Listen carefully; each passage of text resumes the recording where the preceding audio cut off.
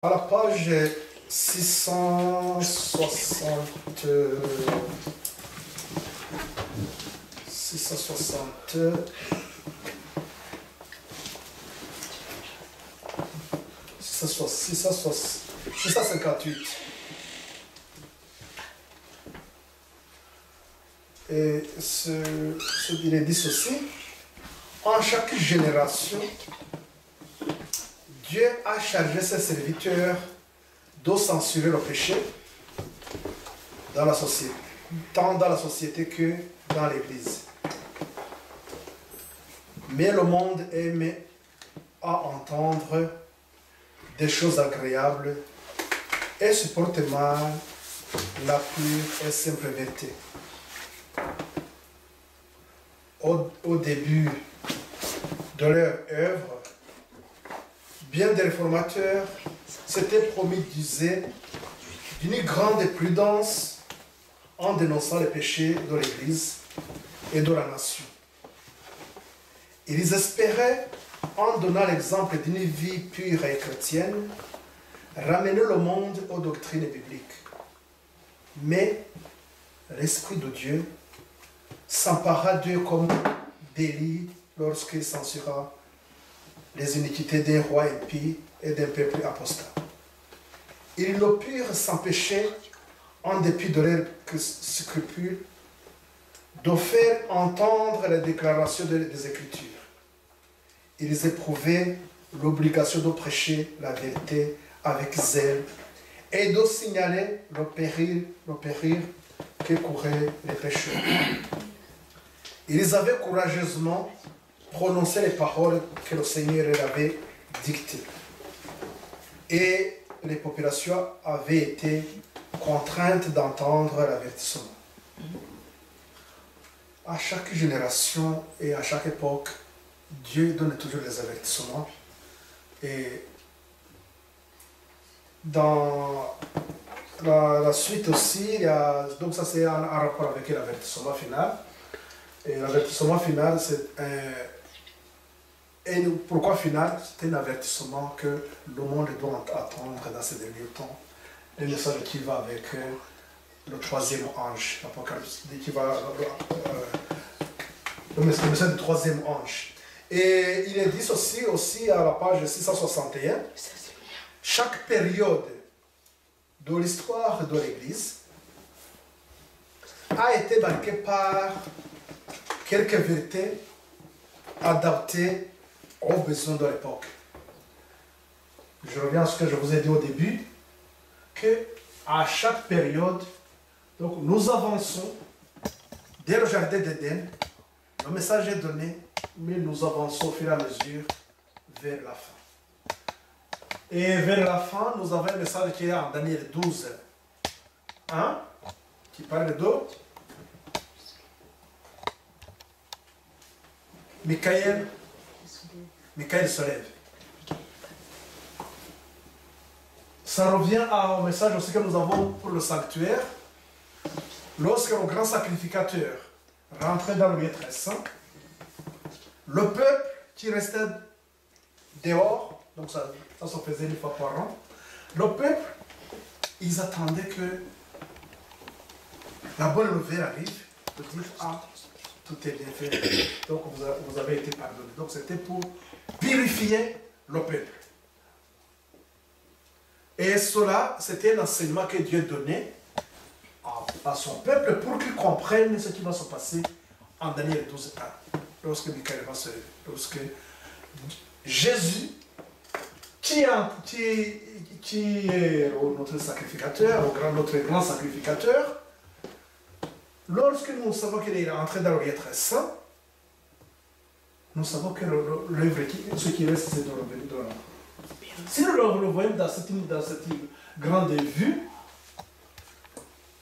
une lumière, donc les lumières ont été données au fur et à mesure, et nous attendons seulement le moment où il va venir. Mais avant ça, qu'est-ce que nous avons?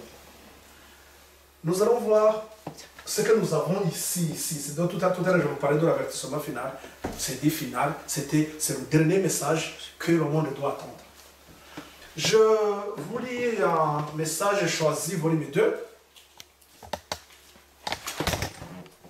Message choisi, volume 2.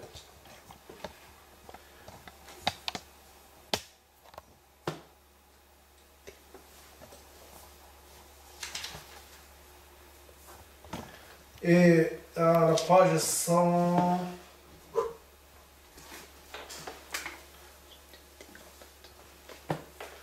Message 121, donc on nous parle de...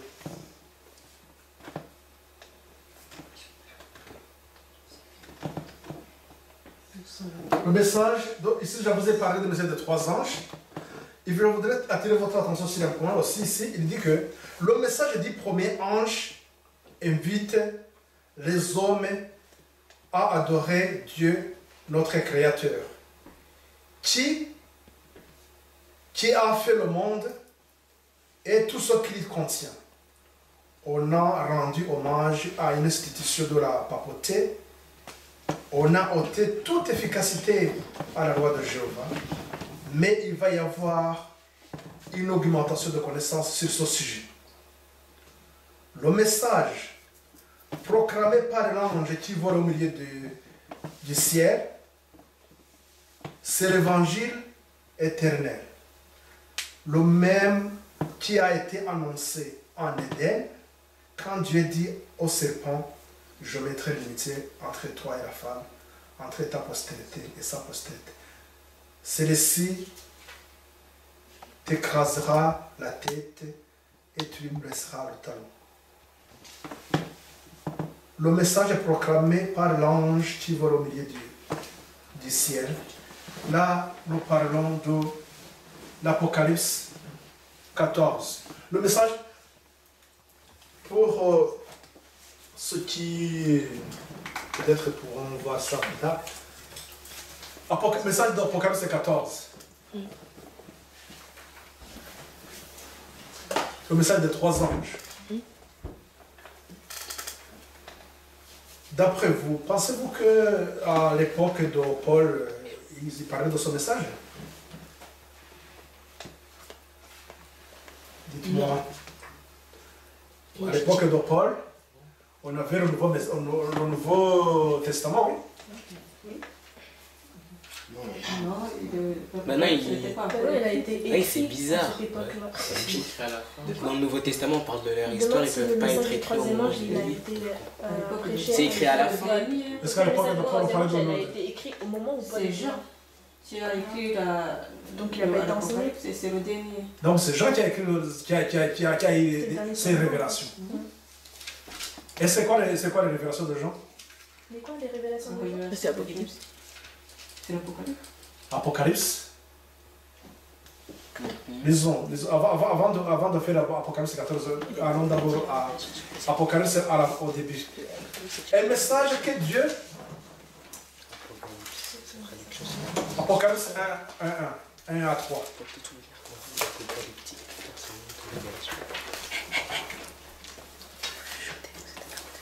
Apocalypse 1 à 3.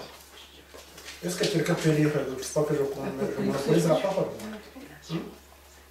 Apocalypse 1 à 3. Révélation de Jésus-Christ que Dieu lui a donné pour montrer à ses serviteurs ce qui doit arriver bientôt, et qu'il a fait connaître par l'envoi de son ange à son serviteur Jean.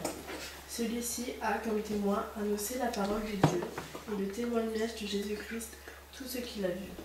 Heureux celui qui lit et ceux qui écoutent les paroles de la prophétie et garde ce qui s'y trouve écrit, car le temps est proche. Voilà. Donc là, c'est la parole que nous avons, c'est juste au début de cette parole. On nous dit que ce sont des prophéties. Et qu'est-ce qu'il dit? Dieu, il donne un message à Jésus pour que Jésus, à ce moment, il était où? Au ciel.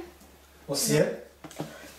Pour qu'il annonce à ses serviteurs les événements qui vont arriver. Après, il nous a dit, heureux ceux qui écoutent.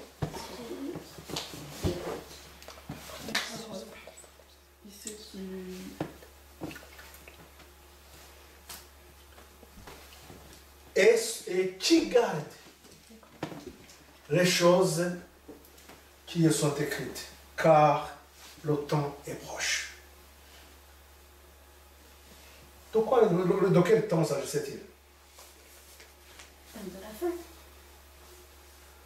Je voudrais qu'on revienne dans cette vision-là. Il est en train de nous dire, le temps est proche. Il faut dire à les disciples, quels étaient donc les disciples? Jésus retourne au ciel. La troisième partie, il va nous parler du jugement. Il dit, mais je vais d'abord vous lire quelque chose, un passage qui est dans Conquérant Pacifique, à la page de 520,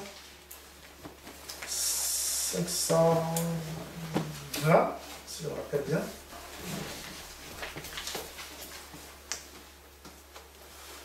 Tous les livres de la Bible se résument et s'achèvent dans l'Apocalypse, qui complète le livre de Daniel. Je vais commencer par ce petit résumé.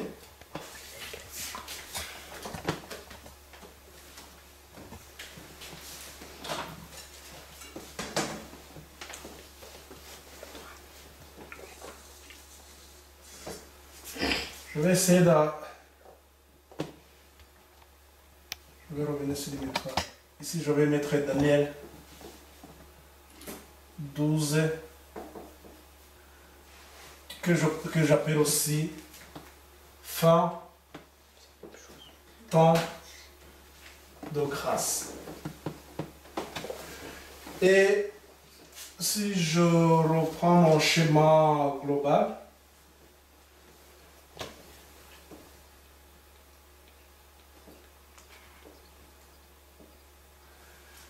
le message de Daniel, il est donné comme ici. Premier. Mais quelque part, c'est avant. Non, donc on sait que ici c'est là. Ici ils attendaient la venue d'un libérateur. Ce que nous avons vu à Prophète et Roi à la page 517. Donc il est quelque part ici. Lorsque ils étaient à Babylone. De Babylone, ils devraient revenir reconstruire le temple. Reconstruire le temple, et c'était pour préparer la venue du libérateur. Donc c'est quelque part ici. Donc à partir d'ici, quelque part ici, c'est aux environs des années 600. Donc nous avons Daniel. 600 avant Jésus-Christ. Avant Jésus-Christ, oui, j'arrive. Oui. Donc nous avons un message qui est donné. Ça va faire, mais je vais le tracer une ligne qui continue. Donc nous avons, c'est environ, donc avant, à cette époque-là, ils ont reçu son message. Là, nous avons Daniel, le message qui est de Daniel.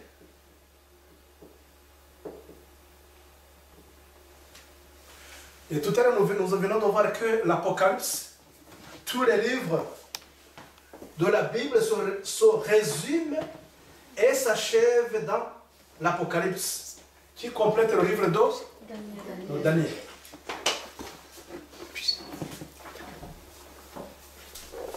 Vous m'avez dit tout à l'heure que Paul n'avait pas parlé de ce message-là d'Apocalypse. Parce que c'est Jean qui a eu son message, la révélation. Et que Paul est mort dans les années 65, si je me rappelle bien. Avant la destruction de Jérusalem. Jérusalem aussi a été détruite dans les années 70. Donc c'est pour que vous arrivez à placer, parce que nous avons vu qu'à chaque époque, à chaque période, Dieu donne un message qui concerne cette époque. Pour que c'est toujours un avertissement qui est donné. C'est vers les années 100. Donc si vous voulez, ici je vais placer 27, il commence son ministère. 31, c'est la croix, et 34. Donc, si je me permets, je pourrais mettre l'Apocalypse quelque part. Ne regardez pas les chairs, parce que si c'est question de chair, je ferai petit ici, mais essayez tout simplement de comprendre comment au moins placer, où on peut placer au moins l'Apocalypse. Et c'est bon, mettons-la quelque part ici. Je pense que ça ne gêne pas beaucoup. L'Apocalypse. Et nous avons maintenant le message de 3 anges qui est dans l'Apocalypse. Donc, c'est-à-dire que c'est une vérité qui est donnée. Si je essaie de le mettre, c'est cette vérité qui concerne justement le temps de la fin. Et ce message donc d'Apocalypse 14, il nous dit que le temps, Apocalypse 14,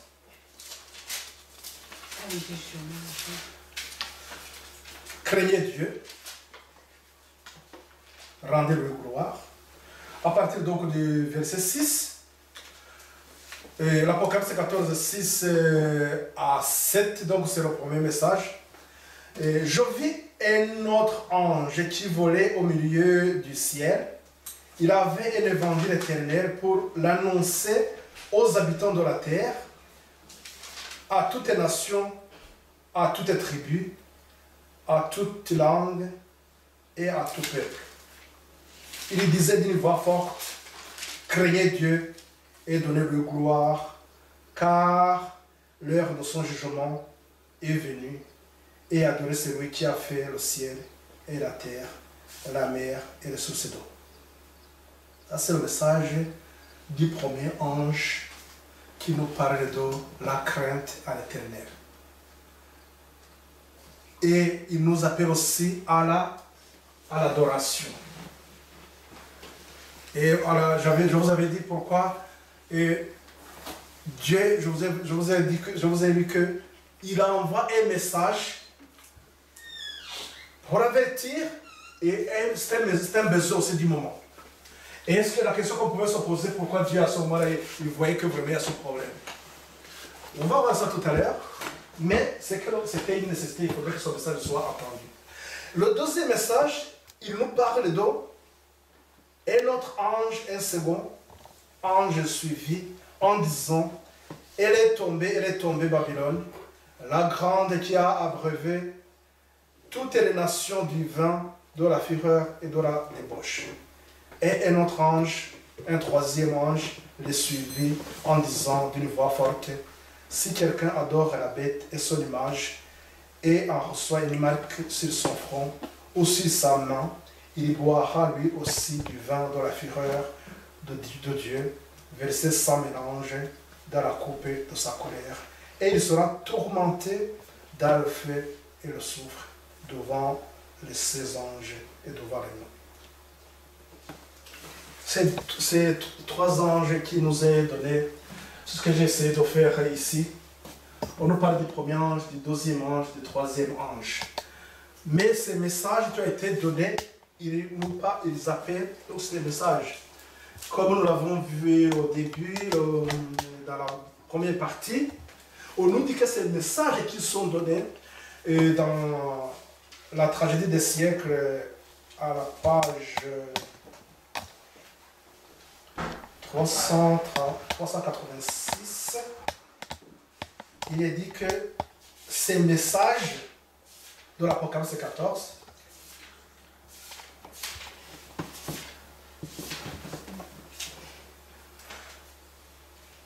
il nous renseigne sur l'époque de ce réveil.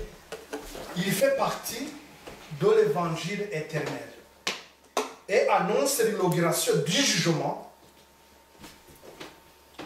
Si le message du salut a été prêché dans tous les siècles, ce message-ci renferme une portion de l'évangile qui ne pouvait être prêché que dans les derniers jours la seule époque où l'on pourrait dire l'heure de son jugement est venue.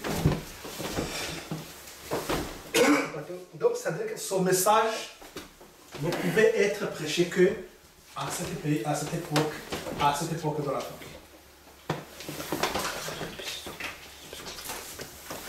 Qui avait prêché son message à cette époque de la fin? On nous parle d'abord de son message dans Daniel. Nous l'avons ici. Les prophéties. Et ces prophéties, ils sont complétés par l'Apocalypse. Donc, vision de Daniel et Jean. Et ces messages forment un. Daniel, c'est une prophétie. Et l'autre, c'est une révélation. Nous avons vu le matin que ces messages qui ont été donnés d'une manière symbolique, donc qui sont codés dans le livre de Daniel, ça demande une assiduité d'abord. Ou bien je reviens à ce que je vous ai dit au début concernant l'échelle de pierre. Il faut réellement que les gens vraiment soient disposés à écouter, à étudier. Ces messages donc donnés à cette époque, lorsqu'on suit, on a constaté quelque chose qui était alarmant. C'est que ces messages qui étaient donnés, c'était donc tout ce qui était donné, c'était pour attendre le Christ qui arrive, le Messie, qu'on avait annoncé dans le jardin d'Éden, mais les Écritures nous montrent que ces messages n'ont pas été suivis parce que nous avons une étude sur Daniel, on nous parle de Daniel 9, on nous parle de 70 semaines. On nous montrait quand est-ce que l'année 27, on nous montrait l'année, la croix, la resurrection, et on nous montrait à quel moment ce peuple, vraiment, Dieu va dire, maintenant, j'en ai assez de vous, parce que vous avez refusé ce que je vous ai dit. Donc, le rejet total de son peuple, le message du salut. Et ça, c'est le plan de Satan, justement, pour que le peuple de Dieu ignore les moments où Dieu va revenir. Et c'est ce qui s'est passé. On nous dit dans la parole de Dieu qu'il y a eu 2 personnes seulement qui ont su que Jésus est né. On nous parle de Simeon et Anne. Comment se fait-il que, alors que les Écritures étaient là, nous avons non seulement Daniel, nous avons les prophètes comme Ésaïe 53, Malachie. Donc, les Écritures étaient là, mais qu'est-ce qui se passait? C'est que les gens faisaient quoi? L'avertissement qui avait été donné que la parole, normalement, c'est la parole qui nous sanctifie, c'est la parole qui nous conduit dans la vérité. Et les 3 éléments dont je vous ai parlé qui sont ici, tout ça, les gens ne prenaient pas ça vraiment en considération. Voilà pourquoi ils n'ont pas su, donc ils sont tombés dans l'ignorance. À un moment donné, tout ça s'est passé.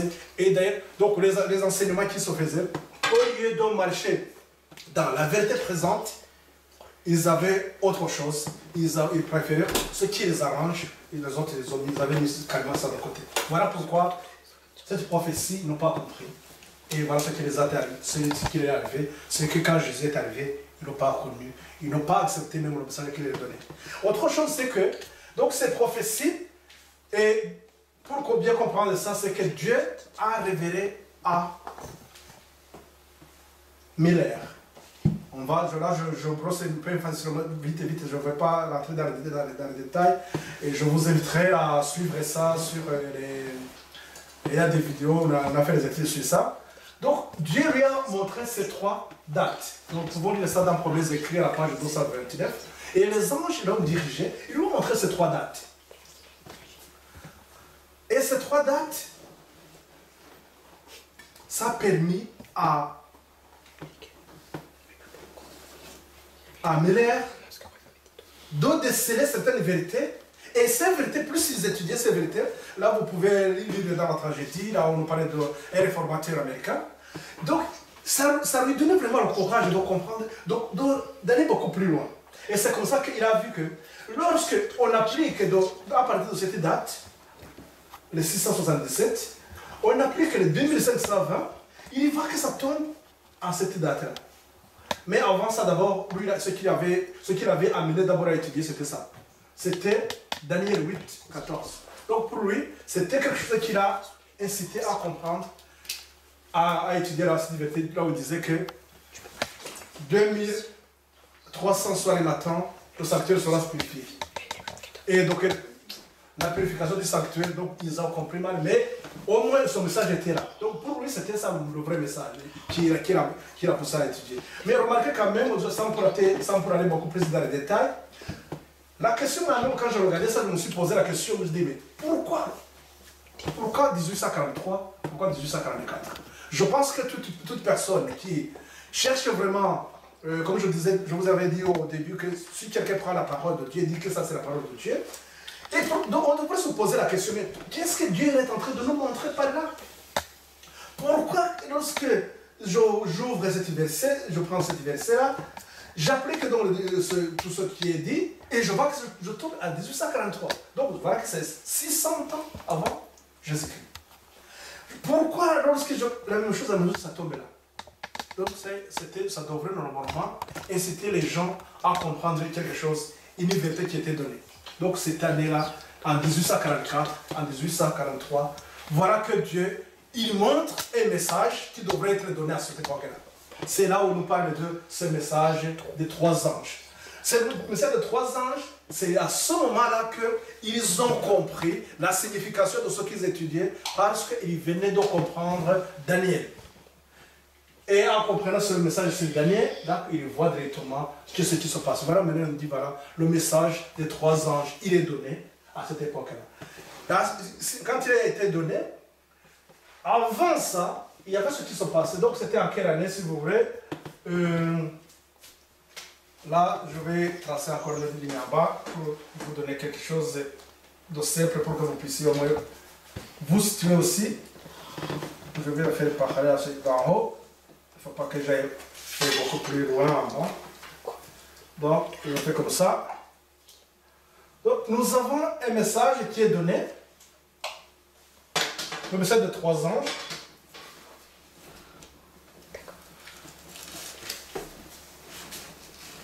Mais l'histoire, comme on avait vu aussi que les événements qui sont passés sur cette terre, il n'y a rien qui arrive au hasard. Tout est contrôlé, tout est vu.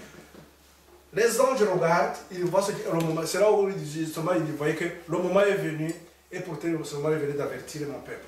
Il dit voilà, le moment est arrivé. Qu'est-ce qui se passe au début? Donc on a ça. Ce que je ne vais pas tout tracer sur ça. Pour avoir beaucoup plus de temps, c'est la même chose qu'ici. Donc nous avons ici un temps. C'est ce qu'on appelle un temps de ténèbres. À chaque message qui est envoyé, c'est un avertissement qui est envoyé et c'est un message qui vient lorsque justement le peuple de Dieu était en train de s'enfoncer dans les ténèbres. Donc s'il y avait un problème de ténèbres, et ces ténèbres, je ne vais pas trop entrer en détail, mais ce sont des ténèbres qui venaient de durer 1260 années. C'est ces ténèbres qui venaient de durer le temps de la fin de ces ténèbres, c'était 1260 années. Là, je ne vais pas entrer beaucoup plus en détail, mais on pourra voir plus tard pourquoi. Et cette année-là correspond à une année 1798. À cette année 1798, donc il y a une nouvelle lumière qui arrive. Comment ça va se faire? D'abord, il va y avoir cette étude de Daniel. Cette étude de Daniel va faire servir à quoi? C'est qu'il va y avoir un accroissement de connaissances. Qu'est-ce qu'on avait vu dans Jean 17? La vérité vous sanctifiera. En étudiant donc, cet avertissement de connaissances, plutôt cet accroissement de connaissances, va permettre justement aux personnes de se dire, ah, il y a quelque chose. Mais donc ça c'est la personne du premier ange. Je remarque en bas. Le premier ange, donc le message du premier ange, qui appelle le peuple à quoi? À la repentance. On avait vu ça au début, Jean. Donc on avait vu que cette partie c'est pour le péché, donc il y a question de péché. Comment rompre avec le péché, donc c'est la repentance. Si vous voulez, c'est la repentance tout simplement. Donc c'est un message de repentance.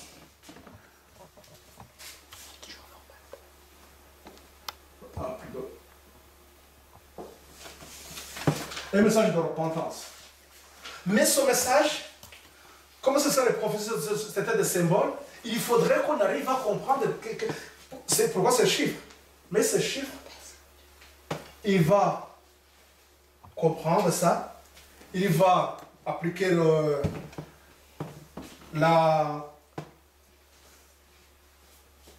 principe un jour égale une année. Quand il explique ça, comprenez qu'il peut y avoir beaucoup de gens qui ne comprennent et qui vont dire mais quand même toi tu exagères aussi. Mais Dieu, qu'est-ce qu'il va faire? Dieu, il va confirmer que son message est correct. Donc, si vous voulez ça, je mettrai Miller. William Miller, je vais mettre WM.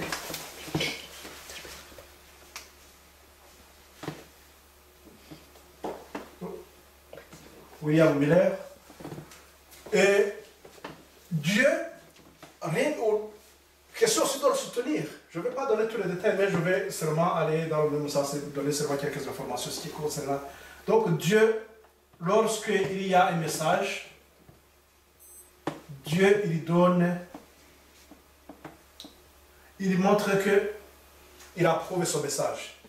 C'est ce qu'on appelle l'amplification du message. Et là nous avons ce que nous notons souvent un A. Comment est-ce qu'il a amplifié son message?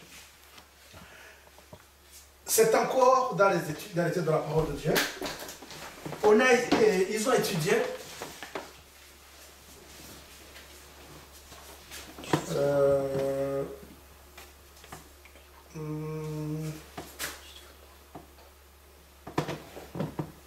c'est Apocalypse 9.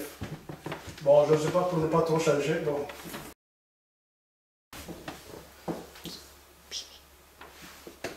C'est 9.15 si je me rappelle bien. Dans cette prophétie qui est dans l'Apocalypse 9.15, il donnait les détails, mais ces détails qui étaient là, ça parlait de la chute de l'Empire ottoman. Et cette prédiction, donc, c'est quelque chose qui est arrivé qui devrait arriver en... Le 11. Attends, je vais... Pour ne pas... 11 août 1840. Son message,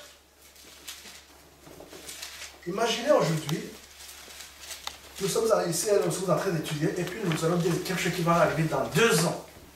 Et quelques jours avant, nous précisons exactement le jour, et effectivement, cet événement arrive. Est-ce que l'Empire ottoman, sans entrer dans les détails, c'était une puissance qu'on connaissait dans le monde. Donc, dire qu'il y a eu des gens qui, à un moment donné, ils ont parlé que ça va tomber, donc c'est ce qu'on appelle une prédiction, et que cette prédiction arrive, comment est-ce qu'ils ont pu arriver à ces calculs? Par la même méthode, par le même calcul, par le même principe que Miller a étudié. Qui est son Miller? C'est celui-là qui est en train de dire que en 1800,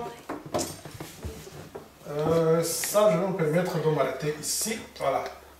Je ne vais pas l'amener jusqu'à là à la fin.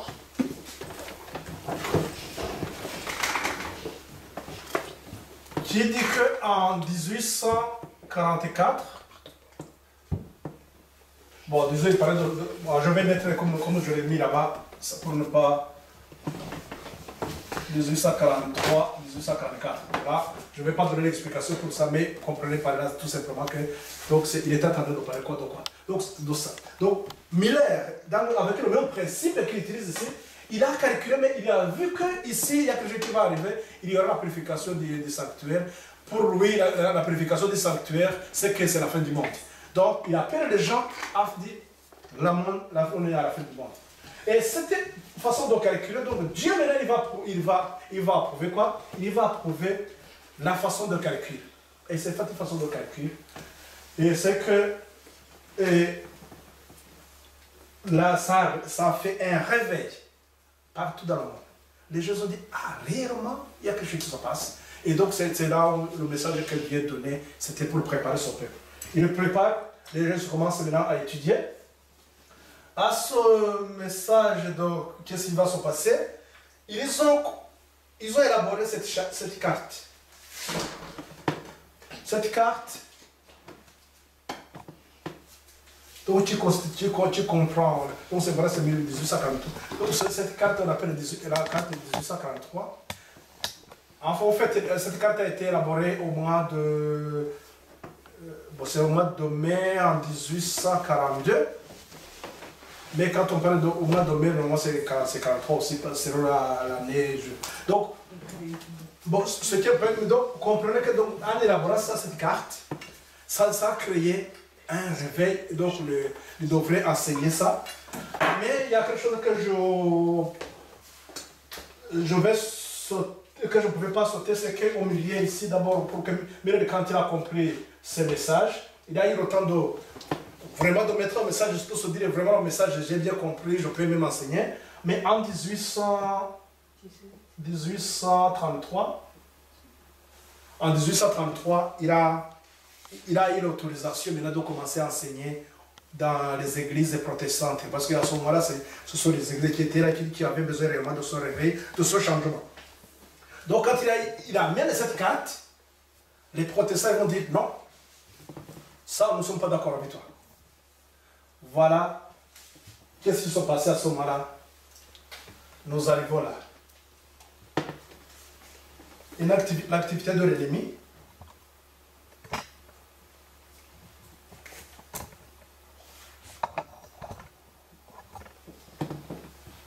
L'activité de l'ennemi.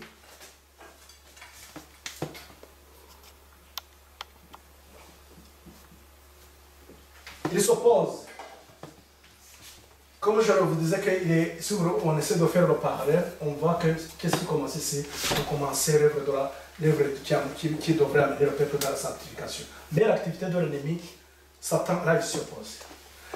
On peut lire dans le premier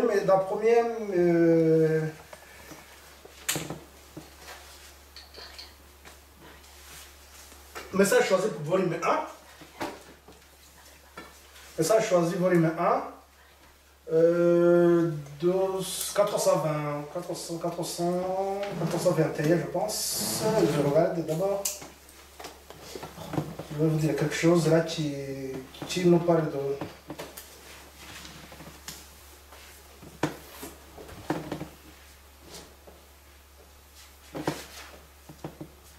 Oui, 400, on peut commencer par 400. C'est une étude qui nous parle d'un message venant de Dieu. Une vérité accompagnée de ces divines lettres de créance. Mais je saute seulement sur là où on nous parle de... On nous dit que quand la lumière commence à briller et à faire que l'on comprend clairement le plan de la rédemption, l'ennemi s'empresse en toute diligence de faire en sorte que le cœur des hommes soit privé de la lumière. L'ennemi, donc, il s'acharne. Donc, ça c'est... Bon, la référence, si vous voulez. Donc, ça, je choisis. MS 441. Après, 421 plutôt. On pourra compléter et voir la suite. Et donc, ceux qui veulent aller beaucoup plus en détail, vont dire ça. Donc, l'ennemi s'acharne. Il veut que cette lumière n'avance pas. Donc, Dieu a confirmé que son message est correct. Tu amènes le cœur des gens à la repentance. Et Satan, il ne veut pas, donc il va cibler. Donc c'est pourquoi les protestants à ce moment-là, ils refusent. Ils refusent donc, ils refusent de... Là, je voudrais amener la... J'avance un peu pour que je gagne un peu d'espace ici, pour que je mette tout simplement notre carte qui a été refusée. C'est pour essayer de le citer, mais c'était dans les années en 1842. Donc la carte là, elle est refusée et ça fait que ça crée un problème donc, entre les peuples. Et là, c'est donc le message celui qui avait fait son message, le deuxième, amplification de son message, c'est monsieur Josialitch. Il s'appelle Josialitch, donc c'est lui qui a fait cette étude et qui avait prouvé que cette étude est correcte. Donc là, il a amplifié ce message et ça crée un réveil. Là, on nous dit qu'il y a eu plus de 200 000, pendant ce moment de réveil, il y a à peu près 200 000 de gens qui ont accepté le message. Après, nous avons un problème dans les calculs, parce que ça devrait tomber en 1843. 1843.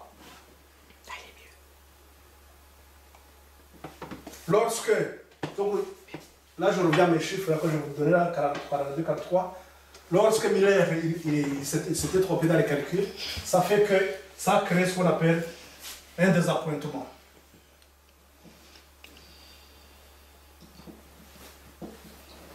Ou bien si vous voulez, c'est un découragement. Et ce découragement, et ce peuple qui est découragé, il faudrait que Dieu aussi encore les réveille. Et c'est ce que nous avons ici, le message du deuxième ange.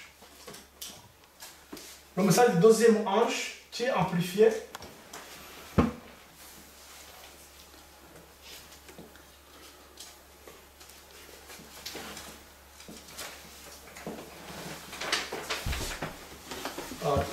Excusez-moi, ça, j'ai mélangé les chiffres, j'ai mélangé les lettres.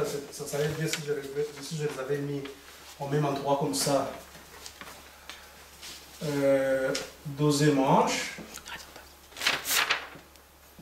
Est-ce que vous vous rappelez ce que ça dit le deuxième ange? Il est tombé, il est tombé. Pourquoi il a parlé qu'il est tombé, il est tombé? Parce qu'en refusant ce message, qu'est-ce que les protestants ont fait? Tous ceux qui avaient accepté, donc ça veut dire que là, il faut marcher arrière. Ils retournent dans les ténèbres, si vous voulez. Ils refusent le message de la repentance. Donc ils préfèrent, ils ne veulent pas rentrer dans la sanctification, ils préfèrent marcher arrière. Et de ce désappointement, on nous dit qu'il y a eu plus de 150 000 qui sont partis. Et si vous faites les calculs, il va rester 50. Ces 50 000 qui vont continuer, nous arrivons à ce point de... là, ici, ils sont encouragés par un message de Samuel Sinon.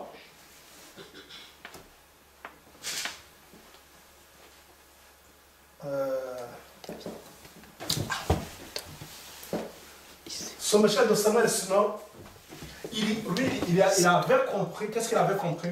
Il a compris que Jésus n'allait pas revenir en 1843, mais d'après les calculs, il comprend que ça va arriver le 22.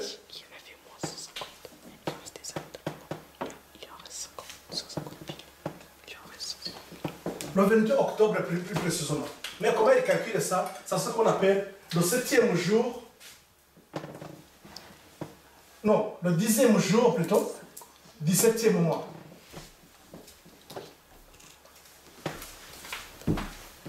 Et le 10e jour, 17e mois correspond à quoi? Donc correspond à ce que nous avons vu ici. Ah bon, on n'a pas vu ça, mais c'est un rapport avec le sanctuaire. C'est à c'est au 10e jour du 7e mois que le grand sacrificateur allait et faisait la purification du sanctuaire. Donc là, il a compris que c'est à ce moment-là, en donnant cette date, ceux qui avaient été désappointés, découragés ici, ils ont dit, ah, voilà donc maintenant la vérité, c'est ça. Donc à ce moment-là, il se réveille avec un message disant, voici l'époux, allez à sa rencontre. Son message, voici l'époux, allez à sa rencontre, ça nous parle de message plutôt le parabole des 10 vierges. Matthieu 25. Lorsque nous étudions, on nous dit que quand on parle de 10 vierges, pourquoi les 10 vierges? Ils sont dans la ils sont dans la vérité. J'aimerais que bien vous compreniez bien ce point. Ils sont dans la vérité. Ils ne sont pas ces gens qui ont refusé le message. Ils sont dans cette vérité qui devrait la vérité qui doit les sanctifier. Les 10 vierges, donc ils sont dans cette vérité, ils sont dans la vérité. Ils n'ont pas refusé, mais ils sont dans la vérité. Oui, ils sont sincères. Ils suivent bien le message. Donc là ils comprennent très bien que donc, ils sont maintenant dans cette prophétie de 10 vierges. Mais qu'est-ce qui va se passer lorsque le 22 octobre arrive? C'est le premier. Ici, nous allons voir le deuxième désappointement. Donc, cette date arrive. Il ne revient pas. Jésus ne revient pas, Jésus. Vous avez parlé de 150 personnes. Mais ici, on nous dit qu'il y a eu 50 personnes. 1, 2, 3, 10, 20, 40, 50. Est-ce que vous voyez, essayez de comprendre justement cette stratégie de Satan. Est-ce que cette stratégie, on ne peut pas dire que vraiment elle a fonctionné? Donc, de 200 000, n'oublions pas ceux qui n'ont pas accepté ça, qui sont dans le monde. Mais ceux-là, ils avaient recommencé la démarche. Mais ils commencent la démarche, le premier message, il crible une partie. Il refuse ce qui d'aller dans le deuxième message, donc les 200 000. Les 150 000 plutôt. Ceux qui marchent dans le deuxième message, il nous laisse 50. Et ces 50, si vous voyez bien, c'est 50. Ici, nous avons le début du troisième message. Le troisième message, c'est le début, et ça correspond aussi, si vous voulez, on peut le mettre ici. Donc là, le troisième message commence. Il commence, mais regardez ce qui se passe. Avant de faire ça, je vais vous donner cet aperçu aussi qui est très important. Dans cette année, ici nous avons quoi? Si on essaie de faire les calculs, nous avons 40, nous avons 46 années. Est-ce que le chiffre 46 nous dit quelque chose dans la Bible? Oui. Ouais? La reconstruction du temple. La reconstruction du temple, ça s'est fait pendant 46 années. Nous avons encore le chiffre 46. Il vient de donner un texte pour ça. Acte 19, c'est ça? Non, c'est Jean 3, 19, c'est ça? Voilà. On va le texte parce que ça paraît un petit peu... Ouais. Donc, ça fait 46 années. On a C'est des 46 années. Oui. Juste le lire parce que je me mets à la place de quelqu'un qui... Tu n'as pas... Oui. 46 ans, ça paraît un peu bizarre de dire... Parce que... Je me mets un petit peu... C'est quand Jésus va dire détruisez ce temple, Ouais. je vais rebâtir en 3 jours. Les Jean 2, vont dire Jean 2, après 46 ans tu es sur le temple et toi tu vas rebâtir en 3 jours. Ouais. Jean 2, verset 20. Ouais, Ça paraît, en fait, moi je l'ai beaucoup entendu, donc ça paraît... Mais là je suis vraiment dans la position de quelqu'un Ouais. qui a fait, je me dis, C'est beaucoup d'informations. Oui, et il y a beaucoup d'informations, effectivement, c'est pourquoi je voulais aller. Jean 2, verset 20. Parce que dans son cas, je vais mettre aussi Exode aussi. Parce que je mettrai beaucoup dans son cas. Bon, donc il y a à ce moment-là où Jésus leur dit qu'ils peuvent construire ça dans 3 jours et ils vont, et c'est lui va dire donc c'est-à-dire que le temple que nous avons construit dans 46 années, donc lorsqu'il est entré de Babylone, nous l'avons construit pendant 46 années. Toi, tu dis que tu vas le faire dans 3 jours. Donc, ça, c'est là où il dit que c'est resté 46 années. Nous avons aussi le numéro 46, c'est 46 jours. Là, on nous parle de 46 jours. Donc, c'est-à-dire que c'est pour que on ne prend pas en considération année et jour. Prenons seulement le 46. 46 jours. Nous avons aussi Moïse, quand il va recevoir les tables. Il va faire d'abord 6 jours de préparation, de se préparer, de se purifier, parce qu'il va rencontrer. Pourquoi il devrait se purifier? Parce qu'il va rencontrer Dieu, un lieu saint. Il va rencontrer Dieu, donc il faudrait qu'il se purifie. Il y avait un élément que je n'avais pas signalé aussi. Ici à la cour, il y avait aussi la cuvée là où il fallait se purifier. Il faudrait qu'il prenne, il a fait 6 jours pour se purifier et il a fait 40 jours sur la montagne. Donc ça revient aussi à 46. Ce chiffre 46 qui nous est donné, c'est pour nous tout simplement nous faire comprendre cette vérité qui est à notre niveau aujourd'hui, que pendant ce moment-là, depuis 1798 jusqu'en 1844, Dieu était en train de reconstruire son église. Parce que on venait de quelle période? D'une période de ténèbres. Et cette période de ténèbres qui commence, donc c'est là où on avait vu que l'histoire de l'homme du péché, la papauté, et qui avait fait quoi? Le culte avait changé. Il avait changé tout complètement. Donc il faudrait qu'on revienne à la vérité, qu'on rende un culte à Dieu. Un vrai culte. Donc c'est pourquoi ça devrait se faire comme ça. Voilà pourquoi en 1844, lorsque nous avons ces 50 personnes, qui même dans ce désappointement qui est aussi, pour combien Dieu aussi veut nous montrer une réalité sur ça, c'est que ce deuxième désappointement, ça correspond aussi à l'époque où les disciples aussi, ils se sont, ils avaient, quand ils ont vu Jésus crucifié, tout le monde aussi se disait, mais c'est pas possible. Donc ça c'est le deuxième désappointement. Ça on peut aussi, on peut mettre la croix de Christ. Quand on a crucifié Jésus, ses disciples aussi, ils étaient découragés. Ce sont des disciples qui étaient découragés. Mais le premier désappointement correspond à la crise de Galilée. Vous pouvez lire ça dans Jésus-Christ. Dans la crise de Galilée, qu'est-ce qui se passe à la crise de Galilée? Parce que la foule envoya Jésus. Oui. Donc la foule qui voyait Jésus faire des miracles, il y avait beaucoup de monde qui disait oui, c'est vrai, on va suivre Jésus, on va suivre Jésus. La question qu'il a posée, il dit je sais pourquoi vous me cherchez, c'est parce que je vous ai donné du pain. À la crise de Galilée, eux ils pensaient justement, ils disaient oui, Jésus, il est de la lignée de David, les Écritures disaient qu'il sera vaillant, il sera un grand roi, donc il va faire comme David, il va nous chasser les Romains. À cette époque, eux ils pensaient que vraiment le moment est venu pour chasser les Romains. Et Jésus dit non, c'est pas ce qui m'a amené. Après il dit mais c'est pas ça. Qu'est-ce qu'on attend de toi-même? On nous dit qu'une grande foule est partie à ce niveau-là. Remarquez, ici on avait vu combien sont partis ici? 150.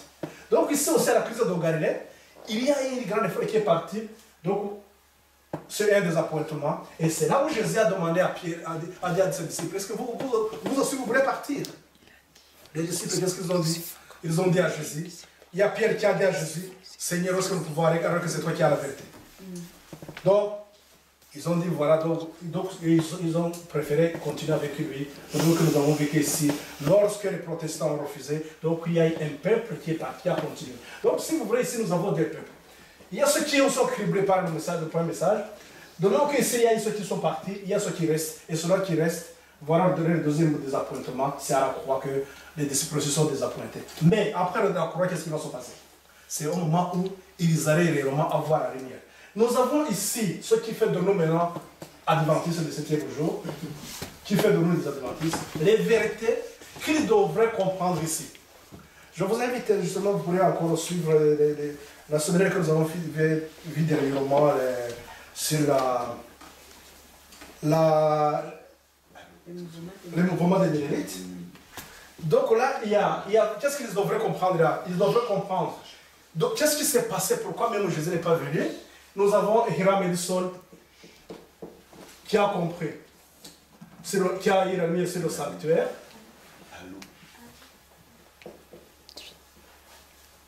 Donc, il comprend maintenant bien le sanctuaire, il comprend que maintenant, ce n'est pas l'arrivée de Jésus. Il y a un autre message, c'était, ils ont compris aussi le jugement.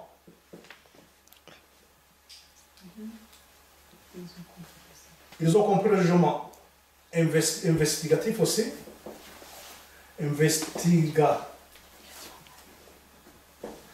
Ils ont compris le sabbat.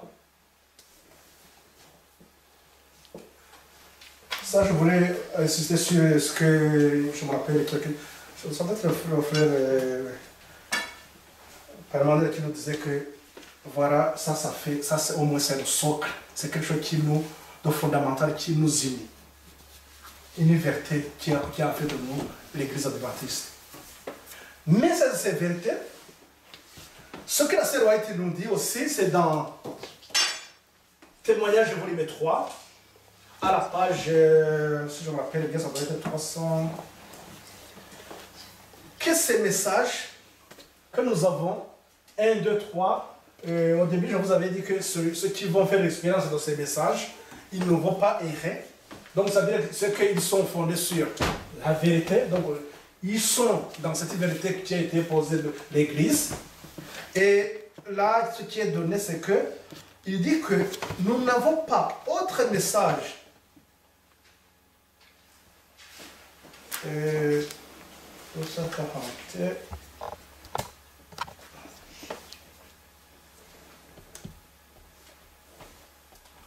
Oui, c'est le chapitre qui est chapitre 54, appelé à être témoin. En un sens tout particulier, les adventistes ont été suscités pour être des sentinelles et des porte-lumière. Le dernier avertissement pour le monde qui périt leur a été confié. Est-ce que vous vous rappelez quand j'ai parlé de le dernier avertissement? Le message du troisième ange. La parole de Dieu projette sur eux une lumière éblouissante. Leur tâche est d'une importance capitale. La proclamation des messages du premier, du second et du troisième ange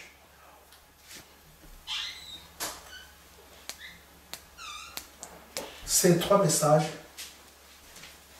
d'une importance capitale, c'est ça que Dieu exige à son peuple d'annoncer. Il faut qu'ils annoncent ce message. Qu'est-ce qu'il dit? Il dit, aucune œuvre ne peut lui être comparée. Rien ne doit en détourner notre attention. Nous n'avons pas autre chose à annoncer que si ce n'est que...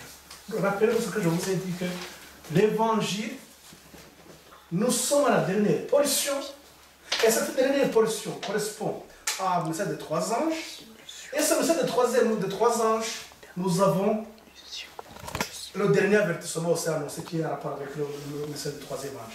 Or, quand je reviens dans notre tableau, nous voyons, il nous reste 50 personnes. Ces 50 personnes qui nous restent, il faudrait qu'ils arrivent à annoncer ce message. Donc c'est le début dans ce message. Mais qu'est-ce que nous avons ici? À cette année 1844.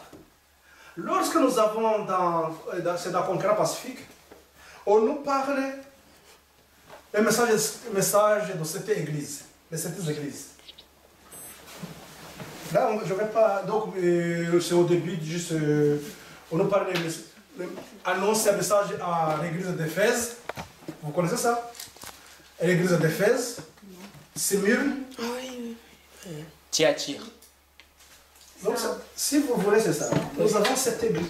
Les messages, ces messages qui sont donnés ici, nous avons à partir de. Donc, nous avons Éphèse, Smyrne, Pergame, Thyatire, Philadelphie, Sardes, Philadelphie Laodicée. et Laodicée. Donc, les sept églises. C'est cette église.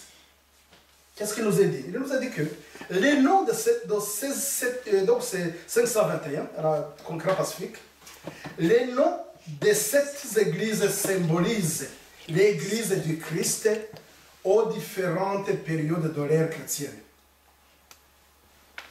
C'est-à-dire que les messages, comme j'avais souligné au début, Dieu donne un message, il a averti, il vous dit, on arrive à ce moment-là, voilà le message qui vous concerne. Voilà sur quoi vous devez faire attention. C'est ce qu'on a vu tout à l'heure, on parlait avec le frère Michel qui disait, c'est comme un GPS, lorsqu'on arrive, on avance, on est presque arrivé, on nous dit, tourne à droite, à 5 mètres. Alors qu'avant, il avait donné seulement une vision globale. Mais lorsqu'on arrive vraiment, il dit, voilà, à 5 mètres, donc on va tous les détails. C'est la même chose qui est ici. Qu'est-ce qui va se passer? Donc Dieu va donner le message, le nom, il dit que les noms de cette église symbolisent l'église du Christ aux différentes périodes de l'ère chrétienne. Le chiffre 7 indique la plénitude et fait ressortir que les messages s'étendent jusqu'à la fin des temps. Alors que les symboles employés révèlent la condition de l'Église aux différentes époques de l'histoire du monde. Il montre, à partir de l'église d'Éphèse, donc c'est la première église avec Christ, après 34, nous avons ces sept églises. Et ces sept églises nous montrent les conditions, révèlent la condition de l'église à dire à différentes époques. Rappelez-vous ce que nous avons lu aussi dans la tragédie des siècles. Dieu aura toujours un peuple qui s'attachera à sa parole. Et voilà ici, mais encore il dit, voilà comment vous serez dans cette période-là, dans cette période jusqu'à là. Donc c'est l'Apocalypse, et le message de 3 ans, c'est l'Apocalypse. Apocalypse c'est 2 jusqu'au 3. Je ne vais pas laisser ça, mais vous pouvez trouver ça. Donc ça veut dire que ces messages, ce sont les messages comme on avait dit que Dieu il attire notre attention sur ces messages de l'Apocalypse pour nous faire comprendre que voilà comment sera la situation. Et lorsque nous arrivons dans cette période que nous avons ici, c'est cette période qui correspond à ces 3 dernières églises.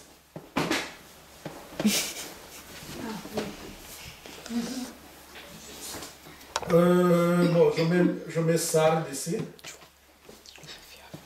Nous avons Philadelphie et Laodicée. Si vous voulez, nous avons à partir de...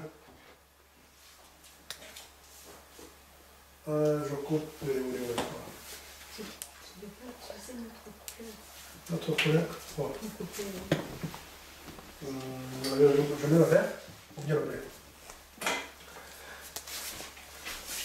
Donc nous avons ici Laodicée à cette balise.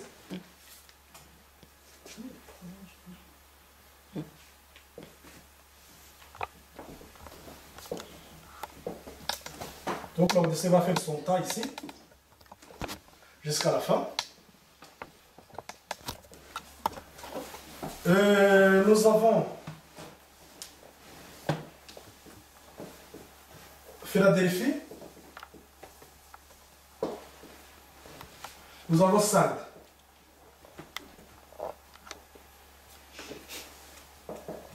Donc ces trois églises, nous venons de voir que c'est la condition de l'église aux différentes époques. Lorsque nous lisons le message qui est adressé à l'Odyssée, la servante dit Seigneur, d'abord elle attire notre attention sur l'Odyssée. Elle nous dit que c'est message choisi, vous mettez à la page 75 si je me rappelle bien. Elle nous dit que le message adressé à l'Odyssée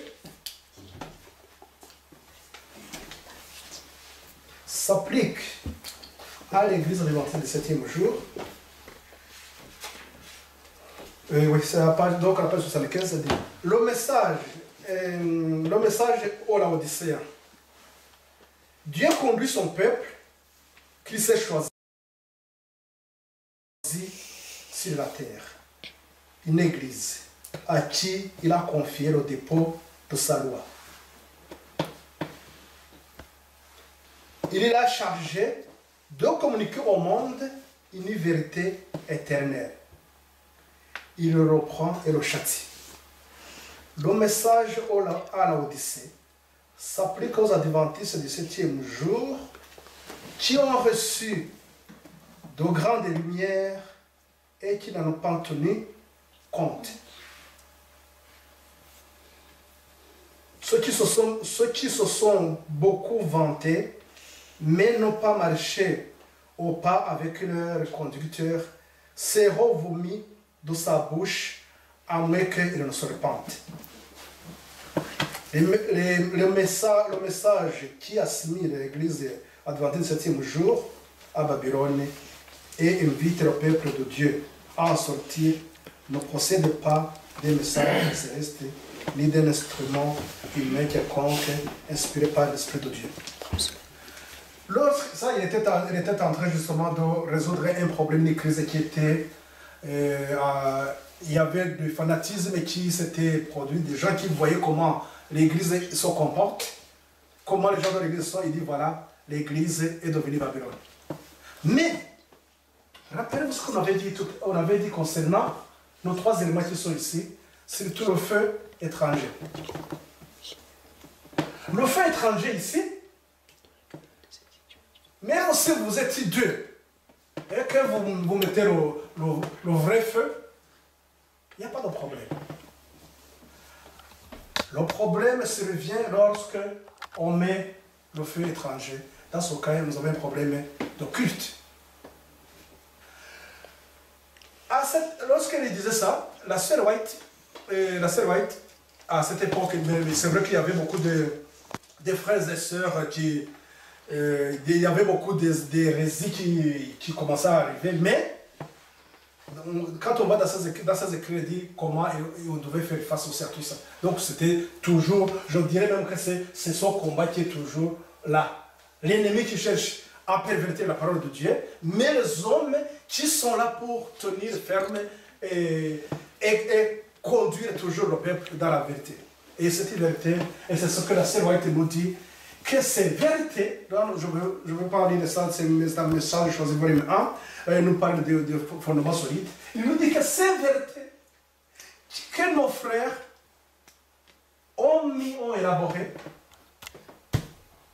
accompagnés par le Saint-Esprit,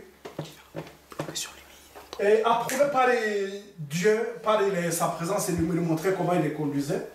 Là, je ne veux pas rentrer dans les détails, mais lorsqu'ils étudiaient ça, à un moment donné, les frères n'arrivaient pas à suivre, mais Dieu utilisait la sœur White qui n'avait pas eu des connaissances avant, mais c'est elle que Dieu utilisait pour expliquer. Alors que pendant un certain temps, au moment où ils sont en train d'étudier, la sœur White dit que qu'elle ne comprenait pas. Imaginez, vous faites des heures, elle est là seulement et ne comprend rien.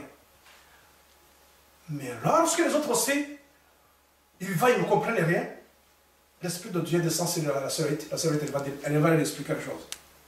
Et aussi les autres aussi, ils se disaient, mais c'est pas possible. Donc c'est là où la sœur White nous dit que les fondements, les doctrines qui ont été données à ce moment-là, on a vu que Dieu nous a conduits. Donc ces vérités constituent notre fondement, donc le fondement solide. Il ne faut pas que personne ne bouge ces fondements. Et c'est ça qui fait de nous, à l'Église adventiste, c'est ça, les lumières de ce que nous avons ici, qui fait de nous le peuple de Dieu.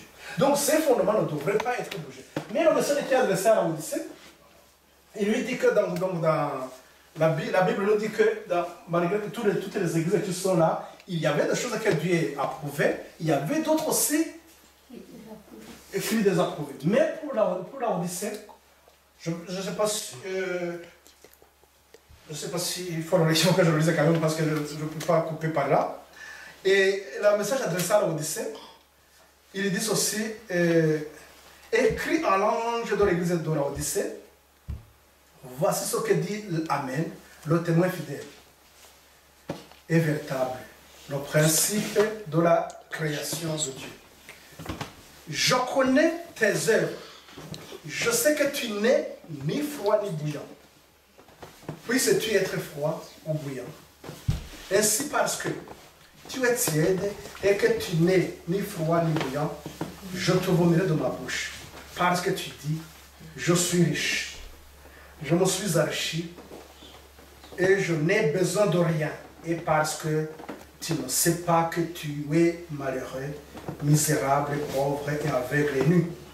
Je te conseille d'acheter de moi de l'or éprouvé par le feu, afin que tu deviennes riche, et des vêtements blancs, afin que tu ne sois vêtu et que la honte de ta nudité ne paraisse pas. Et un collier pour oindre tes yeux, afin que tu vois. Moi, je reprends et je châtie tout ce que j'aime. Et donc, disait, et réponds-toi. Voici, je me tiens à la porte et je frappe. Si quelqu'un entend ma voix et ouvre la porte, j'entrerai chez lui. Je souperai avec lui et lui avec moi. Celui qui vaincra, je le ferai asseoir avec moi sur mon trône, comme moi j'ai vaincu et me suis assis avec mon Père sur ton trône. Sur son trône. Que celui qui a des oreilles entende ce que l'Esprit dit aux églises. Bon, cette partie, donc, je n'entre pas beaucoup dans les détails. Sur quoi je voudrais attirer l'attention, c'est que Dieu, sur ce point, n'a rien qu'il apprécie. Mais il dit quand même, je te donne quand même un conseil, c'est que tu dois te repentir. Parce que nous avons maintenant, si vous voyez, si nous suivons bien, arrivé ici, nous avons une crise. Il faut que cette œuvre continue jusque-là, à la fin. Mais une crise, il est là. Le message est adressé à l'Odyssée. Il faut que l'Odyssée, l'église que Dieu aime et à qui il a confié son message, le dernier avertissement, qui est le message du troisième ange, ce message qui est en rapport avec un combat qui va se faire contre la bête, contre ce qui s'est passé ici. C'est cet événement qui va encore venir. Donc, l'homme dit péché. Pour cette crise, il faut qu'il y ait un travail, il faut que l'Odyssée arrive à accomplir ce travail. Maintenant, pour accomplir ce travail, un problème se pose. L'Odyssée, il doit se repentir. Nous avons ici 50 personnes, mais si nous avons suivi bien l'histoire, si nous voyons bien l'histoire, c'est qu'après, il y aura du mal à ce que réellement il y ait une force qui va arriver à la fin. Mais la servante du Seigneur, dans l'encouragement qui s'est fait ici aussi, c'est qu'elle a vu un peuple, vous pouvez lire ça, la première vision de la servante. Elle a vu un peuple adventiste qui monte au ciel. Donc c'est une façon de leur dire, voilà comment, quoi qu'il en soit, voilà comment les choses vont se dérouler. C'est qu'il y avait une grande lumière qui les conduisait. Ça, c'était une façon d'expliquer que ceux qui avaient eu un désappointement, des encouragements, il disait que son message qui avait été donné ici, le message qu'on appelle le cri de minuit, comme dans la parabole des 10 vierges, son message, la sœur était là avec son message, était une lumière qui était derrière eux, derrière le sentier. Donc c'est un sentier étroit et abrupt, mais pour pouvoir arriver à... Donc il y avait Jésus aussi qui était devant, qui le sauvait la lumière, qui éclaire son peuple aussi, de la lumière qui venait du Père. Et là, mais il nous dit que cette lumière qui était derrière eux, c'était donc le sommet de cri de minuit qui les faisait comprendre justement que cet événement qui a eu lieu en 1844, c'était un événement capital pour le salut. Donc ceux qui ont refusé, il y a ceux qui ont refusé ça. Entre autres, on nous dit que toutes ces personnes, ces grandes personnalités qui avaient fait ce travail, ils ont abandonné, ils ont refusé de continuer dans cette démarche.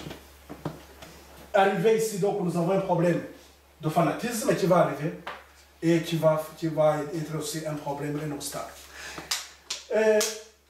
Ce que Dieu nous dit sur ce point, il nous dit aussi que nous devons justement nous repentir. Si on ne se repent pas, qu'est-ce qui va se passer?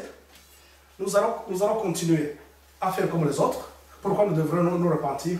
Parce que nous ne sommes pas corrects avec Dieu.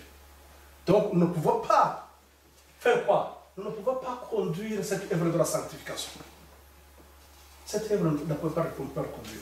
Voilà ce que Dieu nous dit.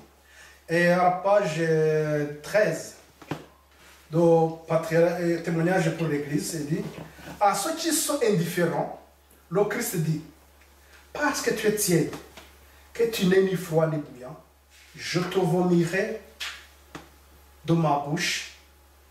Apocalypse 3,16. Cette dernière image signifie que le Christ ne peut plus offrir vos prières à Dieu, ni vos manifestations d'amour envers lui. Il n'acceptera plus votre enseignement de sa parole, ni votre travail spirituel. Il ne peut présenter vos exercices religieux en demandant qu'une grâce vous soit accordée. Ce qui revient à dire tout simplement que, à ce moment-là, Jésus, ce qu'il demande, il demande à ce que l'Odyssée, l'église adventiste du 7e jour, se répand pour que cette œuvre qu'il a confiée puisse se réaliser. Sinon, il va le laisser. En le laissant, mais de même que, rappelez-vous ce que nous avons dit au début, que depuis le jardin d'Éden, quelle que soit l'obscurité, même en Égypte, Dieu avait toujours ses enfants de là-bas. Rappelez-vous ce qui s'est passé avec Jézabel et Akab. Il y avait toujours ses enfants. À Babylone, il y avait toujours ses enfants. Avant d'être exporté à Babylone aussi, il y avait toujours ses enfants. Donc il dit, quoi qu'il en soit, j'aurai toujours désormais des femmes qui vont me servir. Et voilà, donc comprenez tout simplement qu'à cette époque, à partir de 1844, une crise se manifeste. Il faut que justement cette œuvre puisse arriver à la fin. D'après la chrono, ils m'ont dit d'arrêter. Mon temps est passé. Il est passé malheureusement. Je n'ai pas pu parler de ce point, que c'est ce qui m'a amené beaucoup plus. Ce point, pourquoi je devrais parler de ce point, c'est pour que nous puissions comprendre pourquoi Dieu maintenant il nous appelle à avoir encore une même démarche qu'ici. Et ce temps qui doit arriver, c'est ça qu'on devrait voir. Quand est-ce que ce message... Donc, c'est-à-dire que dans cette crise, les enfants de Dieu devraient se poser, depuis ce temps, ils devraient commencer à se poser. Quand est-ce que cette crise que nous sommes en train de traverser, quand est-ce que cette crise va se terminer? Quand est-ce que le message du troisième ange qui devrait être annoncé pourra être annoncé? Et c'est là où Dieu, dans sa miséricorde, il dit à la servante du Seigneur que lorsqu'il voit justement Dieu lui fait passer les choses et les événements, il voit en Amérique, il voit les gens qui sont en train de construire les bâtiments, sont allés, ils sont en train d'exploiter les pauvres, en train de dire, ouais, pour eux, ils sont dans l'orgueil. De même que moi, je vais comparer, de même qu'à l'époque de Nimrod, là aussi, quand il disait, nous sommes en train de construire des tours pour que tout le monde nous voit fort. Et là aussi, parce que le Seigneur le voit et dit, ah, et pourtant, il y aura le jour où tout ça va s'écrouler. Après, il ajoute que lorsque ça va s'écrouler, ça serait l'accomplissement de l'Apocalypse 18, 1 à 3. Et cet accomplissement d'Apocalypse 18, 1 à 3, donc si vous voulez, je vais compléter avec... je vais compléter ça avec un bleu pour vous faire la différence avec ce que nous avons là. Donc, il faut voir que il y a ce qui va se passer. Il faudrait qu'un jour, il y ait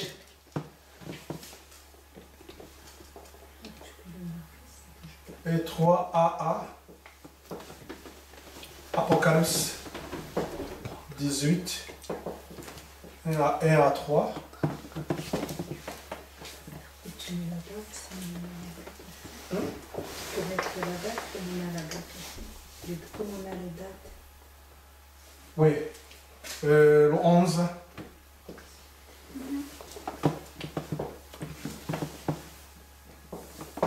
2001.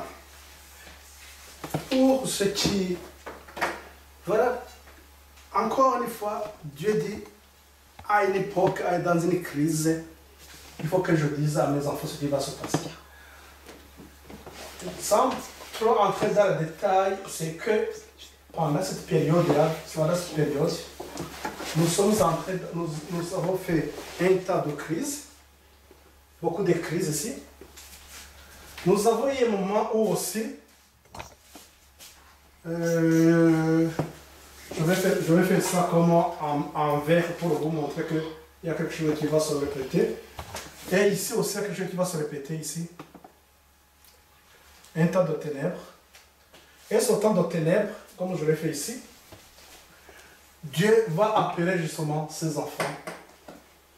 Mais, comme vous l'avez vu, que les événements, Dieu, c'est Dieu qui dirige ces événements. Qu'est-ce qu'il va... Je vous ai lu ça, c'est le 17.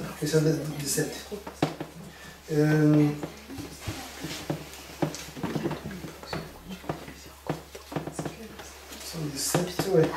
Voilà, des événements historiques attestaient l'accomplissement direct de la prophétie fut montré. On comprit que la prophétie a décrit d'une manière symbolique les grands événements qui doivent prendre place jusqu'au terme de l'histoire humaine. Les scènes qui doivent se dérouler en rapport avec l'œuvre de l'homme et du péché sont les derniers linéaments clairement révélés dans l'histoire de l'Église. L'Église a maintenant un message particulier à donner au monde, le message du troisième ange. Le message du troisième ange qui doit être donné. Mais malheureusement, on nous dit que maintenant nous sommes dans une période de crise. Et dans mes témoignages volume 3, c'est là où je vous ai eu que un esprit belliqueux anime le monde. Donc ça 339. La prophétie du chapitre 11 de Daniel est presque tout accomplie. Bientôt se produiront les scènes de détresse décrites dans les prophéties. Et les prophéties donc, telles que nous avons vues depuis ce message, comprendre les prophéties de Daniel, c'est d'une importance capitale, parce que nous avons encore ces prophéties qui sont en rapport avec Daniel 11, 40 à 45. Donc là, celui ici nous dit que ces prophéties ont été accomplies, mais qu'il y a d'autres prophéties aussi qui n'ont pas été accomplies. Maintenant, là, nous avons dans cette période-là une prophétie qu'on allait comprendre. Et cette prophétie, donc c'est Daniel 11, 40 à 45. Cette prophétie de Daniel 11 à 40 à 45 qui, tout simplement, nous donne un signe ou une indication comme quoi en 1900, parce que la question qu'on se posait, quand est-ce que maintenant il va encore avoir un réveil pour que ce message se termine avec une puissance. Là même dans les Écritures, nous disent que cette puissance dépassera même ce qui s'est passé à la Pentecôte. Il dépassera de loin ce qui s'est passé en 1844. Donc il faut qu'il y ait un réveil. Il faut que la Odyssée se répande. Le message du premier ange. Et puis on entre dans cette œuvre de la sanctification.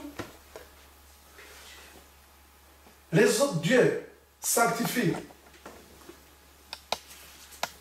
les hommes qu'il a élus pour pouvoir conduire cette œuvre de la sanctification. C'est pourquoi nous avons donc une ligne qui est parallèle à ça, qui vient ici, en bas. Là, je termine sur ça, je ne vais pas faire autre chose que ça. Donc, nous avons cette ligne qui est là, qui va, si vous voulez, c'est un complément de... Donc, c'est cette partie.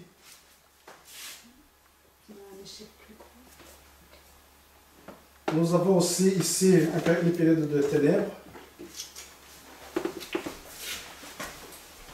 Et on aurait à avoir beaucoup plus de détails, mais je préfère m'abstenir pour le question de...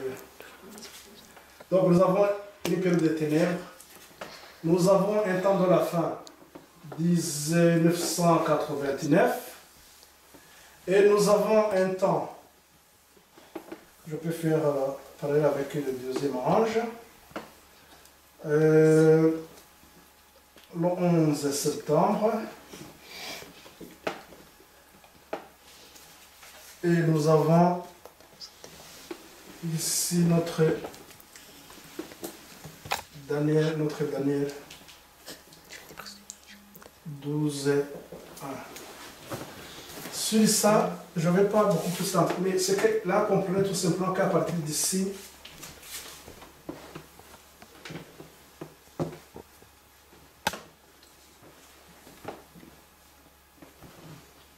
je parle d'une sanctification qui doit se faire, comme nous l'avons vu au début.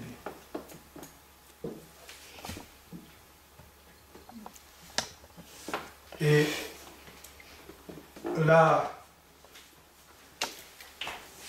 pour vous donner, donc c'est qu'à ce niveau-là, le même niveau que nous avons ici, c'est le même niveau que nous avons là, c'est le même niveau qui nous fait rentrer dans l'attente. Et c'est la même œuvre que Christ aussi fait au monde lorsqu'il arrive. Donc je ne vais pas beaucoup plus entrer dans le détail, et surtout pour Marianne qui n'est pas habituée à tout ça, je ne peux pas aller beaucoup plus loin que ça, mais j'aimerais qu'au moins qu'elle comprenne ceci. J'aimerais qu'elle comprenne ceci. Que son message qui est donné, l'Église, Dieu il est en train de remettre en cause son peuple. Il est en train de rassembler son peuple, son Église. C'est une reconstruction. De même qu'ils ont reconstruit Jérusalem. Donc, c'est une reconstruction. L'Église est déjà mise en place. Mais qu'est-ce qui reste? Donc, il faudrait que maintenant, on lui fait un culte. Mais Dieu dit, il faut quand même, je vous ai vu. Remarquez que c'est le choix que nous avons dans la Bible, le message adressé à cette église. C'est un message que Jean a vu, c'était quand? Ici, dans les années 100. C'est aux alentours de 100, je n'avais pas remarqué ça. C'est aux alentours de 100. Mais encore autre chose justement qui est en rapport avec la Odyssée. Qu'est-ce que nous avons ici? Nous avons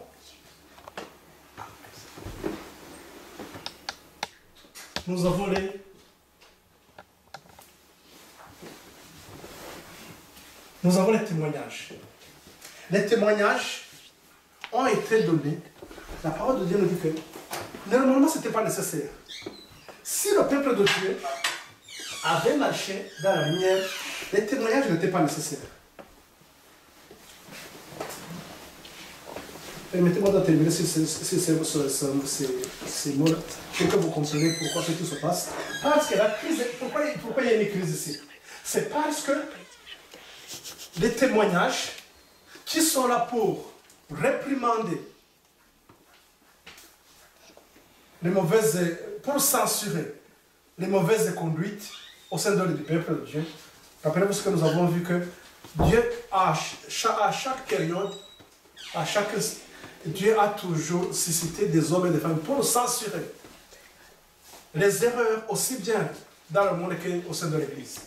Donc, les témoignages, ils étaient là pour le censurer. Mais, lorsque nous lisons dans le témoignage volume 1, à la page 391, si je me rappelle bien, il nous dit que les gens n'aiment pas comparer des choses de Dieu qui ne vont pas à eux. Et donc, les gens ne sont pas prêts à accepter les réprimandes. Mais c'est notre nature pécheresse. Mais normalement, on devrait comprendre que ces réprimandes, ce que nous avons vu dans le message adressé à l'Odyssée, que lorsque Dieu nous réprimande, c'est parce qu'il nous aime. Donc on aurait à comprendre. Donc le problème là qui nous concerne aujourd'hui, il faut que nous comprenions où nous tenir. Parce que, à ce message qui est donné ici, à l'Odyssée, il y a ceux qui vont l'accepter, et il y en a d'autres qui vont le combattre. Ceux qui vont le combattre, ce ne sont pas des protestants. Ce ne sont pas des gens que nous voyons dans les rues partout, non. Au sein de l'Église, même. Au sein de son peuple, même que Jésus a été combattu par les sacrificateurs, ça va se faire au sein de l'Église. À nous maintenant de comprendre où nous tenir, parce que la crise est là. Et notre parole dit que l'indifférence et la neutralité, ce sont des choses que Dieu déteste. Il faut qu'on arrive à nous tenir fermes sur les bonnes, sur le fondement. Et cette crise, il est en rapport justement de sécurité sur ça. Et c'est que, un point que nous pouvons dire, terminer sur ça, c'est que ici, il y a quelque chose qu'on peut dire en 1900, je le mets, pour les autres les connaissent, mais je le mets pour le moyen, en 1996. Pourquoi ça? C'est qu'à cette époque, ici nous avons le message qui parle de Daniel 11, 40 à 45, qui nous parle de la chute de Ulysse, comme étant de la femme, et qui nous dit que, lorsqu'on voit justement, qui va nous indiquer ce qui va se passer ici, qui va nous permettre de comprendre ce qui se passe dans ce temps. Et ce message, en 1986, ce message, les dirigeants de l'Église l'ont refusé carrément. En refusant ce message,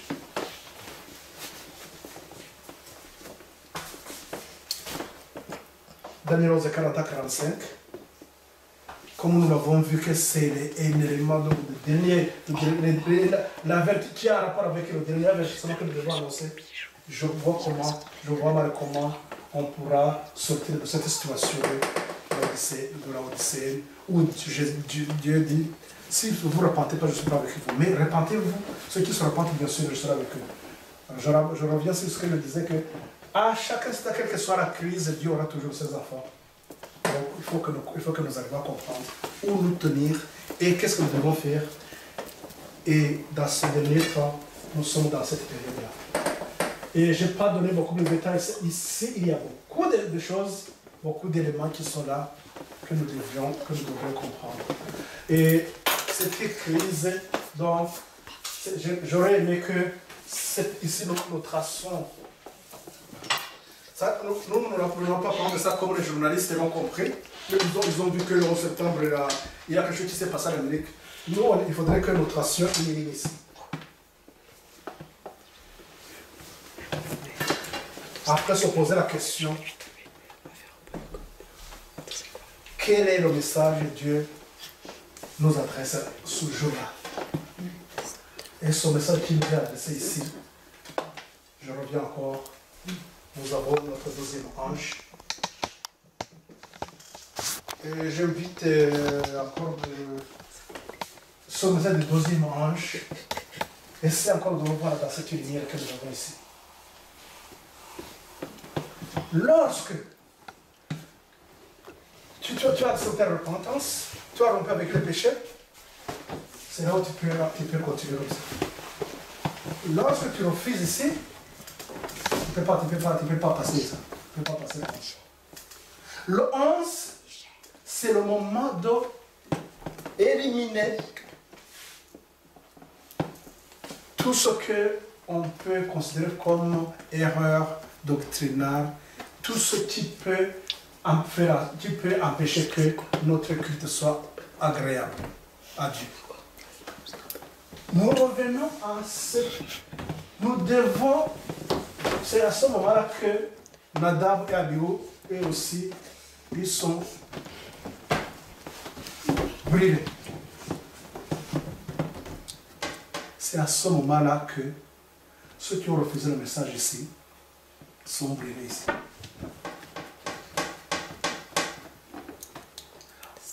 Si Dieu n'avait pas... Imaginez si Dieu n'avait pas brûlé directement Nadab et Abihu.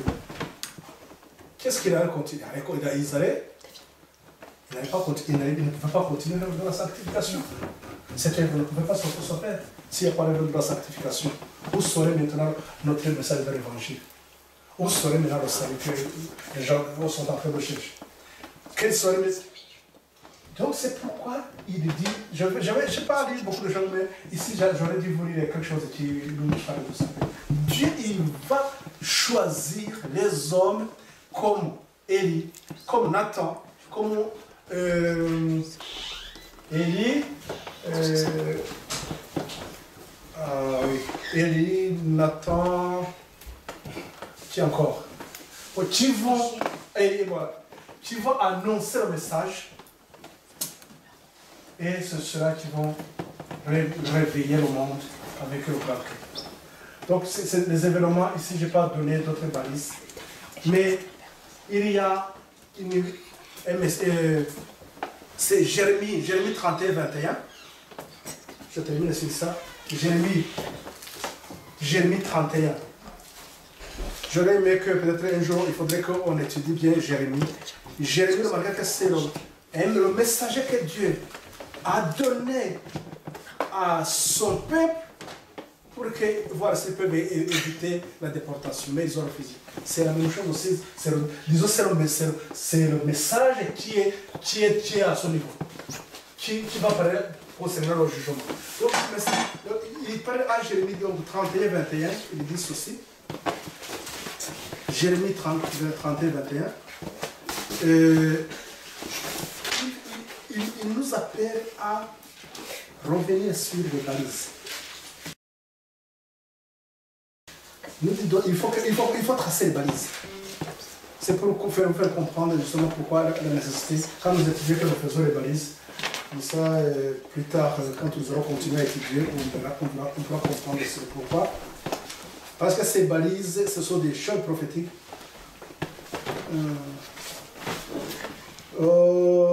31, 21, il dit, j'aurais pitié donc... Dresse des signes, preuve de photo. Voilà, oui. Pendant de la route, toi qui reviens, Vierge d'Israël, reviens vers ces villes qui sont à toi. C'est Jérémie 31, 21. 31. Donc, dresse des signes, place des poteaux, prends garde à la route, au chemin que tu as suivi. En regardant les balises, c'est ce que la servante dit, il dit, nous n'avons rien à craindre pour ce qui va arriver après, si ce n'est qu'oublier cette période-là. Et cette période, il y a, je n'ai pas mis les balises, tous les balises qui sont là, mais il y a les balises, ce qu'on appelle les sept tonnerres, les événements qui sont ici, ces mêmes événements qui ont fait le peuple de Dieu, qui a construit son temple, ce sont ces mêmes événements qui vont nous envoyer, qui vont nous préparer aussi à arriver à la fin. Et avoir la force qui se passera bien sûr ce qui a été en 1944. Donc comprenez bien que ces poteaux, pourquoi quand on a placé les poteaux, là on comprend réellement par où on est passé, on peut encore revenir en arrière, voir là où on s'est trompé. À un moment donné, on voit qu'on n'a pas pris des poteaux. Il faut revenir où en arrière, aller chercher les poteaux. Pour aller chercher les poteaux, c'est quoi? C'est ça. C'est ce que nous avons aussi en Jérémie 3, 15. Il dit, revenez, vous vous égarez, et je vais vous donner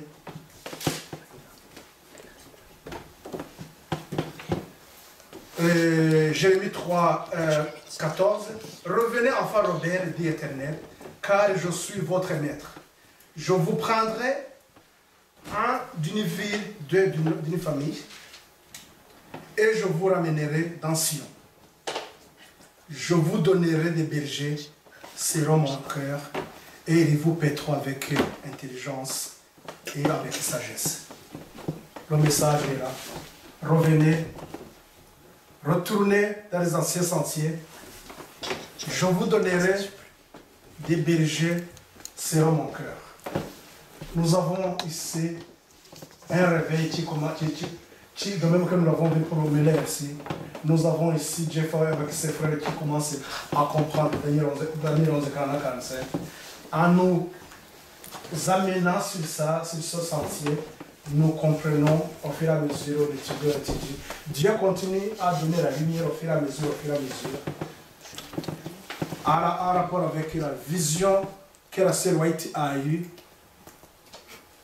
qu'il y a tout, dans ce sentier dans lequel vous êtes en train de marcher l'église adventiste, il y a une lumière, donc c'est cette lumière-là que nous avons ici, qui continue à nous éclairer, à nous montrer. Un poteau, il est déjà posé, avance, un autre avance, jusqu'à ce que nous arrivions justement à Cana Céleste. Encore un rapport assez barré à ce que nous venons de voir ici de Jérémie concernant les signes et les poteaux. Rappelez-vous, lorsque le peuple de Dieu, dans les villes, quand on parle des villes, les villes de refuge, qu'est-ce qui s'est passé? Les villes de refuge, le chemin a été balisé pour que tu ne te trompes pas, parce que c'était ton salut. Dès que tu as fait quelque chose, tu mérites la mort, il fallait courir. Tu n'as pas le temps d'aller dire oui, je vais jouer. Non, tu fais le plus vite que possible. Le chemin était bien balisé. Pour que tu arrives dans la ville de refuge, arriver là-bas, c'est là seulement tu disais, ah, non, dans les églises, je suis là. La même chose, retournons donc aux anciens sentiers. Le message qui fait de nous adventistes, à partir du 11 septembre, éliminer tout ce qui vient du feu étranger pour que vous puissiez rentrer dans la voie de la sanctification. Nous devons éliminer pour que nous puissions rentrer dans cette voie de la sanctification. Et cette voie de la sanctification nous élève, change notre caractère pour que nous ayons la stature de Christ. Que le Seigneur nous aide à comprendre, mais j'aimerais bien peut-être plus tard de reprendre sur ça. Tracer ce tableau, peut-être on aura peut-être un grand tableau, plus que ça, ou bien on fera ça en trois, mais on trace, on se dit, sur ce petit balise du 11 septembre, qu'est-ce qui s'est passé? Il y a ça. Qu'est-ce que ça nous dit encore? Même aussi, il faut peut-être, j'aimerais que peut-être chez vous commencez à faire cet exercice. Vous tracez cette ligne. S'il y a quelque chose qui vous traverse l'esprit, notez ça. Vous verrez que c'est ça que c'est quoi nous devons, ça notre attention doit être attirée sur ça. Que le Seigneur nous aide à comprendre et puis à marcher dans sa lumière, surtout comprendre toujours ce dont on nous appelle, à quoi on nous appelle la sanctification, un culte agréable à notre Seigneur, pas de feu étranger, et la croissance dans nos études, étudier la parole de Dieu, encourageons-nous à marcher dans la lumière. Que le Seigneur nous aide On va prier pour vous et pour moi aussi. Et pour son église dans son ensemble. On peut terminer par ça avant.